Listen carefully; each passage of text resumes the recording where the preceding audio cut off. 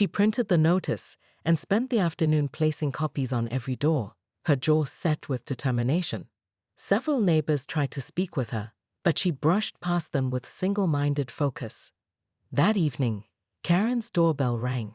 She opened it to find Mike Williams standing on her porch, his face tight with anger. "Lady, you need to stop this right now. Mr. Williams, you're trespassing on my property. I'm trying to have a reasonable conversation. You're destroying our family's peace of mind over a pool.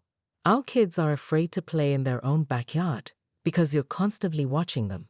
Karen felt a flicker of something, guilt, uncertainty, but quickly suppressed it. If you had followed proper procedures, none of this would be necessary. What procedures? We bought a pool at Walmart and put it in our backyard. We didn't think we needed permission to make our children happy. Every modification to community property requires. It's not community property, it's our property. Mike's voice rose. We pay taxes on it, we maintain it, and we should be able to use it without some crazy neighbor making our lives miserable. Karen's nostrils flared. "I am not crazy, Mr. Williams. I am the only thing standing between this community and chaos. You're a bully with a clipboard who needs to get a life." The words hit Karen like a physical blow. She slammed the door and leaned against it, breathing heavily. Through the window, she watched Mike walk back to his house, where his wife and children were waiting on the porch. For a moment, Karen saw them as they really were, a young family just trying to enjoy their summer. But then she remembered the text messages, the police visit, the neighbors' whispered conversations. They had made her a laughingstock in her own community. Karen walked to her computer and began researching private investigators who specialized in HOA violations. If the Williams family wanted a war, she would give them one they would never forget. As she worked, Karen's phone buzzed with a text from Janet Chen. "Karen, as your friend, I'm begging you to stop this. You're going to destroy yourself over a pool." Karen deleted the message without responding. She had crossed a line today, and there was no going back. Tomorrow's meeting would prove whether the community supported her or if she would have to take even more drastic measures. Karen's kitchen table had become a war room. Legal documents, photographs, and complaint forms covered every surface. She had contacted 3 different attorneys, filed noise complaints with the city, and even researched whether she could claim the pool violated wetland protection laws. Her phone rang at 7:00 a.m. The caller ID showed her neighbor, Margaret Sullivan. "Karen, there are police cars in front of your house." Karen rushed to her front window. 2 patrol cars sat in her driveway, their red and blue lights reflecting off her perfectly maintained lawn. Her heart hammered as she opened the door to find Officer Martinez standing on her porch. "Mrs. Whitmore, I'm here about a complaint filed by the Williams family. They're alleging harassment and stalking." "That's preposterous. I am conducting legitimate HOA business." "Ma'am, they have photographs of you taking pictures of their property at various times, documentation of multiple unsolicited visits, and evidence that you've been encouraging neighbors to spy on them." Karen's face flushed. "I am the elected president of this homeowners association. I have a duty to enforce community standards." "Mrs. Whitmore, you need to understand that HOA authority has limits. You cannot photograph private property without permission, and you cannot harass residents who aren't breaking any laws. They installed an unauthorized pool." Officer Martinez sighed. "Ma'am, I've seen the pool. It's a standard above-ground pool in their backyard. There's nothing illegal about it." After the police left, Karen sat in her living room, shaking with rage and humiliation. Through her window, she could see neighbors gathering in small groups, whispering and pointing at her house. Her phone buzzed with texts from board members expressing concern and suggesting she take a step back. But as Karen stared at the citation the officer had handed her, a formal warning about harassment, her anger crystallized into something harder and more dangerous. She walked to her computer and began typing. "To all Willowbrook Estates residents. This morning, I was visited by police officers at the behest of the Williams family. They are attempting to use intimidation tactics to prevent legitimate HOA enforcement. This is exactly the kind of behavior that threatens our community's stability. I am calling for an emergency community meeting tomorrow evening at 7:00 p.m. in the clubhouse. We must stand together against those who would destroy our property values and community standards. The future of Willowbrook Estates is at stake.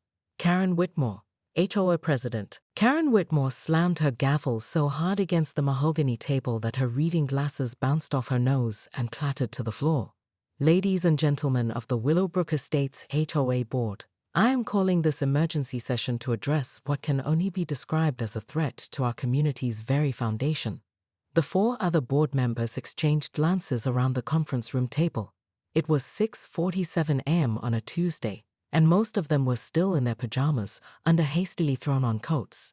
Karen, however, was impeccably dressed in her navy blazer with the HOA pin prominently displayed, her silver hair sculpted into its signature helmet shape, despite the early hour.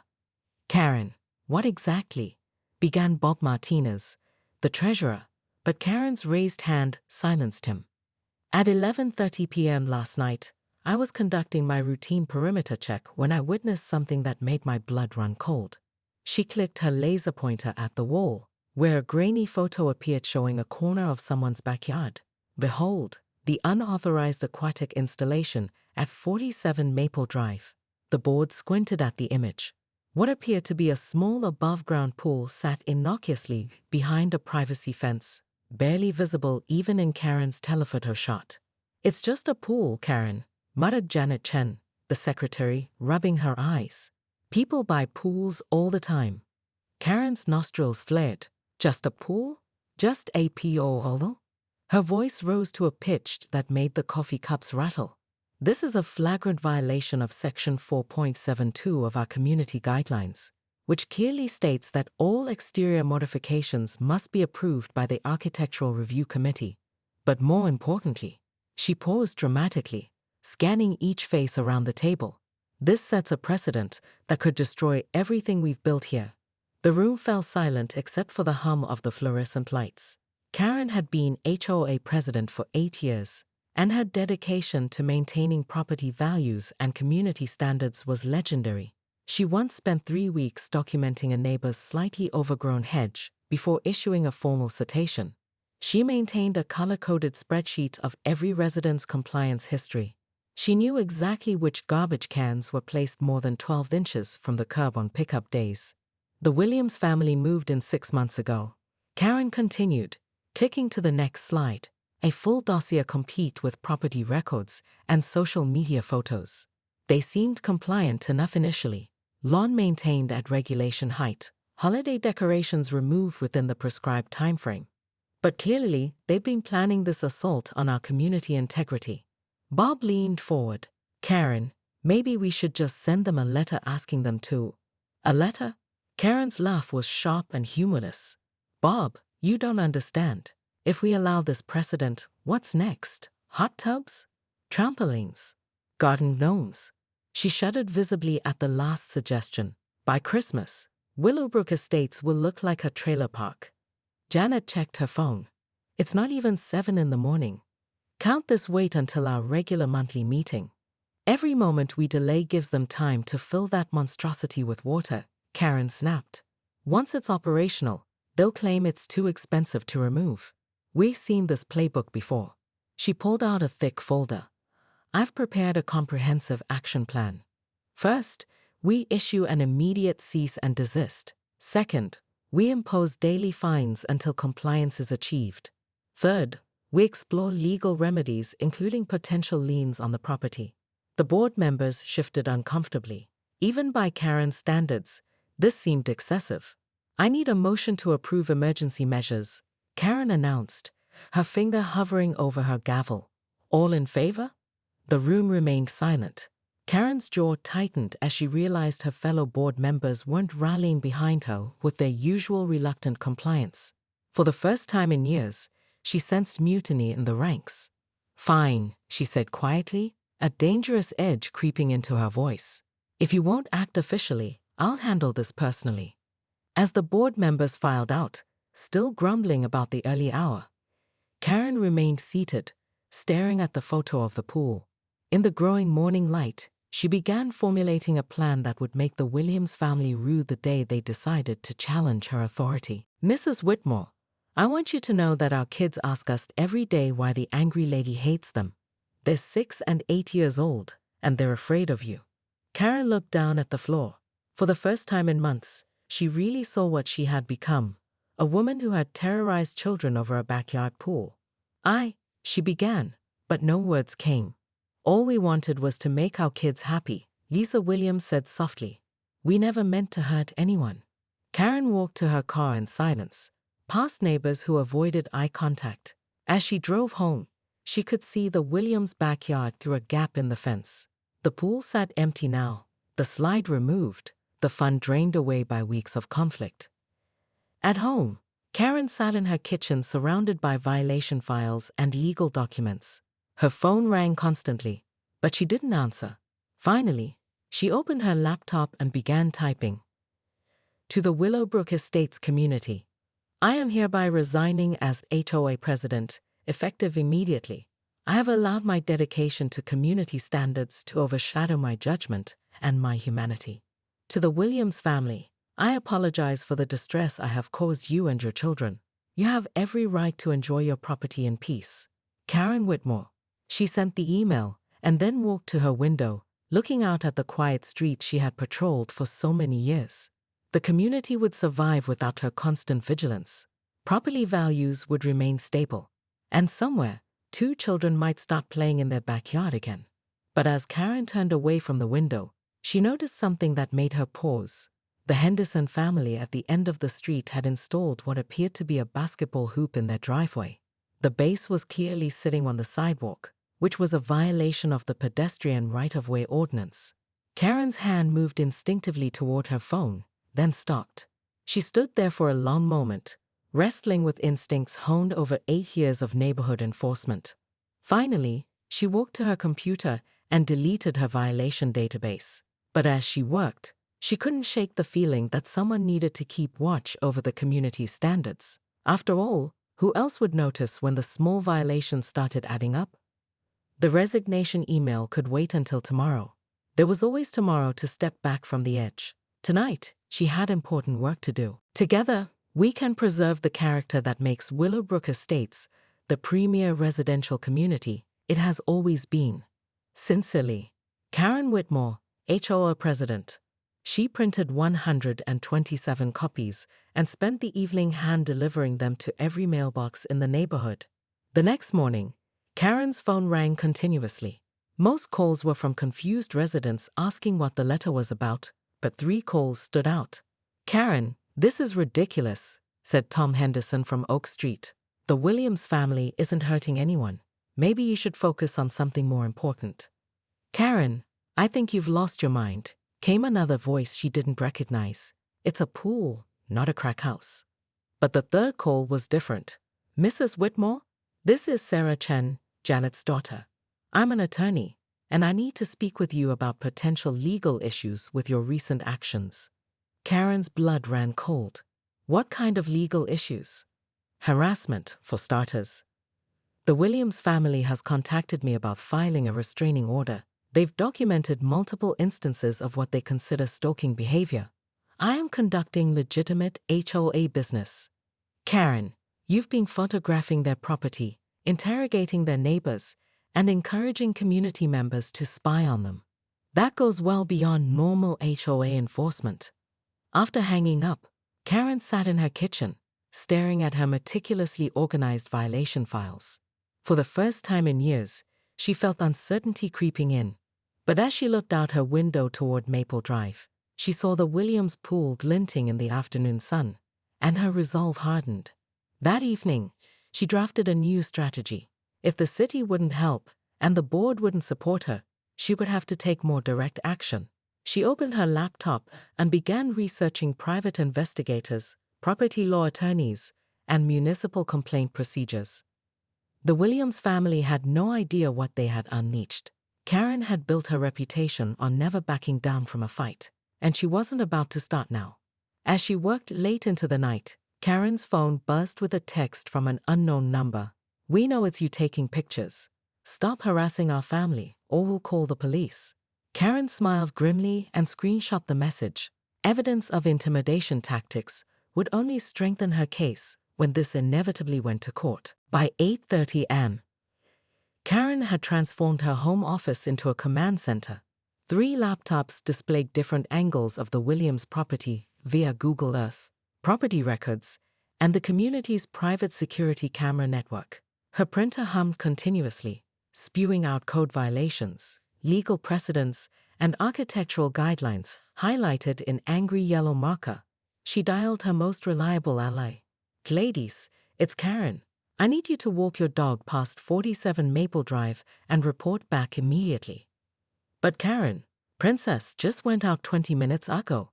"This is not about Princess's bladder schedule, ladies. This is about the future of our community." 15 minutes later, Gladys called back breathlessly. "Karen, you're not going to believe this. That actually in the pool, the children are splashing around, and the father is floating on some kind of inflatable device shaped like a flamingo." Karen's grip tightened on the phone. "Photographic evidence." "Well, I tried, but the fence is quite high, and Princess kept trying to." "Never mind. I'll handle this myself." Karen donned her official HOA windbreaker and grabbed her clipboard, camera, and measuring tape. She had conducted hundreds of compliance inspections over the years, but none had felt as crucial as this one. As she walked briskly toward Maple Drive, she mentally rehearsed her opening statement. The Williams house was a modest 2-story colonial with a perfectly manicured lawn and flowering shrubs that, Karen grudgingly admitted, met community standards. The real violation lurked behind the 6-foot privacy fence that blocked the backyard from street view. She could hear them, children laughing, water splashing, the unmistakable sound of a community being systematically destroyed by aquatic chaos. Karen approached the front door and rang the bell with the authority of someone who had been practicing this moment in her mind for hours.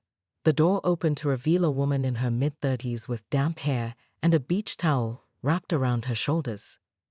"Mrs. Williams, I presume? I'm Karen Whitmore, president of the Willowbrook Estates Homeowners Association." She held up her clipboard like a shield. "I'm here regarding the unauthorized pool installation in your backyard." Lisa Williams blinked in surprise. "Oh, hi. I'm sorry, what about our pool?" According to Section 4.72 of our community guidelines, all exterior modifications require pre-approval from the Architectural Review Committee. You've installed a significant aquatic feature without proper permits. Lisa's husband, Mike, appeared behind her, still dripping wet and holding a pool noodle. "Is there a problem, officer?" "I'm not an officer. I'm the HOA president, and yes, there is a significant problem. Your pool violates multiple community standards." Mike and Lisa exchanged glances. "It's just a little above-ground pool for the kids," Lisa said. "We made sure it was completely behind the fence so it wouldn't bother anyone." Karen's eye twitched. "The visibility of the violation is irrelevant. The violation itself is what matters. I'm issuing you a formal citation and giving you 72 hours to remove the structure." Karen arrived at the municipal building at 8:00 am sharp, her briefcase bulging with documentation, photographs, and a detailed timeline of the Williams family's violations. The receptionist at the code enforcement office looked up wearily as Karen approached. "Morning, Karen. What can we do for you today?" "I need to speak with Inspector Rodriguez immediately regarding a flagrant violation of municipal pool regulations at 47 Maple Drive." 20 minutes later, Karen sat across from Inspector Rodriguez, methodically laying out her case. "As you can see from these photographs, the structure was installed without proper permits, lacks adequate safety barriers, and potentially violates setback requirements." Rodriguez studied the images. "Karen, this looks like a standard above-ground pool. They're usually exempt from most permit requirements as long as they're under a certain size. But what about the HOA architectural review process? Surely the city supports established community standards?" "The city doesn't enforce HOA rules, Karen. You know that." Karen's face flushed. "So you're telling me that homeowners can simply ignore established community covenants with impunity?" Rodriguez sighed. "I'm telling you that if the pool meets city safety codes, there's nothing we can do." Have you tried talking to them? I issued a formal citation yesterday. They responded with insulting text messages. Karen showed him her phone. This is what happens when we allow violations to go unchecked. After leaving City Hall empty-handed, Karen drove past the Williams house. The pool was fuller now, with a small slide attached to one side. Worse, she could see a second family in the backyard, the Johnsons from 2 streets over, their children splashing alongside the Williams kids. Karen pulled over and called ladies. They're entertaining guests in the violation zone. This is exactly what I predicted, the complete breakdown of community standards. Karen, maybe you should just let this one go. It's really not that big of a deal. Let it go? Karen's voice rose. Ladies, I've been protecting this community's property values for 8 years. I've prevented garden gnomes, stopped unauthorized paint colors, and maintained the highest standards in the county. I cannot let this precedent stand. That afternoon, Karen composed a strongly worded letter to every resident in the community. Dear Willowbrook Estates homeowners, it has come to my attention that unauthorized modifications are being made to private properties without proper HOA approval. This threatens the integrity of our community covenants and could significantly impact all property values. I am calling for community solidarity in maintaining our high standards. Please report any violations immediately to the HOA board. Remove it. Mike stepped forward, his voice rising. Lady, we just spent $2,000 on this thing. Our kids have been begging for a pool all summer. Then you should have consulted the proper authorities before making unauthorized modifications to your property. Karen began writing furiously on her clipboard. Additionally, I'm noting potential noise violations, possible drainage issues, and concerns about increased foot traffic. Lisa's face reddened. Increased foot traffic? It's our backyard. Nevertheless, these structures can impact the entire neighborhood's character and property values. Karen tore off a citation and handed it to Mike. You have 72 hours to comply, or daily fines will begin accruing at $50 per day. Mike crumpled the citation. This is insane. We're not bothering anyone. That's where you're wrong, Mr. Williams. Karen's voice dropped to a menacing whisper. You're bothering me. As she walked back toward her house, Karen could hear heated discussion erupting behind the Williams door. She smiled grimly. The first battle had been won, but she knew the war was just beginning. That evening, Karen sat in her kitchen, methodically planning her next moves. She had dealt with dozens of non-compliant homeowners over the years, but something about the Williams family's casual defiance had ignited a fire in her chest. They seemed to think they could simply ignore the rules that everyone else followed. Her phone buzzed with a text from an unknown number. Lady, you need to get a life. It's just a pool. Leave us alone. Karen stared at the message, her jaw clenching. No one had ever dared to text her directly. No one had ever been so brazenly disrespectful of her authority. She screenshot the message and added it to her growing file on the Williams family. By morning, she would have a response that would make them understand exactly who they were dealing with. The Willowbrook Estates clubhouse had never seen a crowd like this. Karen arrived 15 minutes early to find the parking lot already full, with residents she hadn't seen in years streaming through the doors. She carried her presentation materials with the confidence of someone who had spent the day preparing for the most important speech of her life. Inside, the room buzzed with nervous energy. Karen took her position at the podium, surveying the sea of faces. Some looked supportive, others skeptical, and a few openly hostile. In the back row, she spotted Mike and Lisa Williams, flanked by what appeared to be their attorney. Ladies and gentlemen, thank you for coming. Karen began, her voice carrying across the packed room. We face an unprecedented challenge to our community's integrity. She clicked her remote, and the first slide appeared, a photo of the Williams pool. A few people chuckled, but Karen pressed on. This is not about a pool. This is about respect for the rules that make our community special. If we allow unauthorized modifications without consequences, we invite chaos. From the middle of the room, Tom Henderson stood up. Karen, with all due respect, you've blown this completely out of proportion. The Williams family hasn't hurt anyone. They've violated clearly established community guidelines. They put a pool in their backyard. shouted someone from the back. My kids love playing there. Karen's carefully prepared speech began to crumble as voices rose throughout the room. She had expected some resistance, but not this level of open rebellion. Order, order, she banged her gavel, but the noise only grew louder. Margaret Sullivan stood up, her voice cutting through the chaos. Karen, I've known you for 8 years. You've done good work protecting our property values. But this has gone too far. You called the police on a family for buying a pool.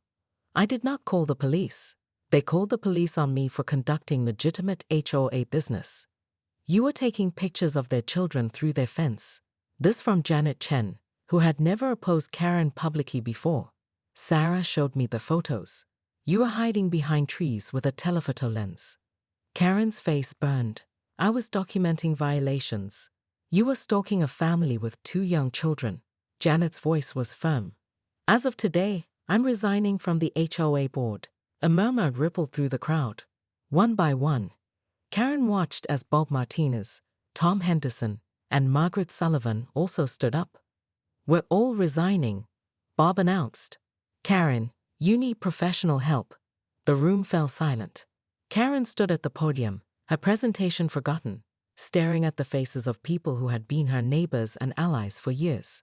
In the back, she could see Lisa Williams wiping away tears. Fine, Karen said quietly. I'll handle this myself.